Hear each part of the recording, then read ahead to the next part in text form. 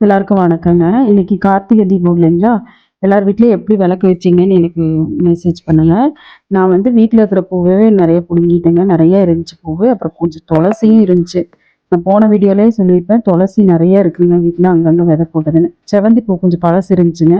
அத வச்சு கொஞ்சம் பூ கட்டிக்கிட்டேன். மித்த மித்த பூவெல்லாம் ஒவ்வொன்னா எடுத்து வச்சுக்கிட்டேன். ரோஸ் மாத்திரம் கொஞ்சம் ரூ. 20 அளவா வாங்குனேங்க. அத வாங்கி தான் வச்சேன். சாமி பூ முழுசா வாங்கல. இன்னைக்கு ரொம்ப விலை ஜாஸ்தியா இருந்துச்சுங்க. காலையிலேயே கேட்டப்போ ரொம்ப விலை ஜாஸ்தியா இருந்துச்சு. விளக்கு வந்து நாங்க காலையில கோயிலுக்கு போகும்போது, இங்க சின்ன மாசாணியம்மன் கோயில் இருக்குங்க செல்வபுரத்துல. அந்த கோயிலுக்கு போனோம் காலையில.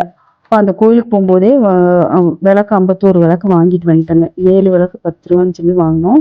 வாங்கி அந்த சந்தன குங்குமம் எல்லாம் வச்சுட்டு, திரியெல்லாம் போட்டு, எல்லாம் எண்ணெயெல்லாம் ஊத்திட்டுங்க. என் பையனும் எனக்கு கூட ஹெல்ப் பண்ணா. பாப்பா அதுக்குள்ள வந்து ஒரு 4 ட்ரெஸ்ஸாவது போட்டு பார்த்துருக்குங்க. அந்த ட்ரெஸ் போடலாமா, இந்த ட்ரெஸ் போடலாமான்னு போட்டு பார்த்துட்டு, கடைசியா ஒரு ட்ரெஸ் ஓகே ஆயிடுச்சு.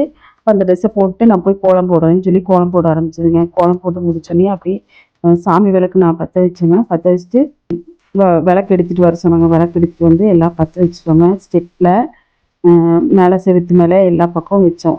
55 விளக்கு வச்சுங்க நான் வீட்டில். நீங்கள் எப்படி வச்சீங்க, என்ன பண்ணீங்கங்கிறது எங்க கூட ஷேர் பண்ணிக்கோங்க. ப்ளீஸ் என் சேனலை சப்ஸ்கிரைப் பண்ணிக்கோங்க.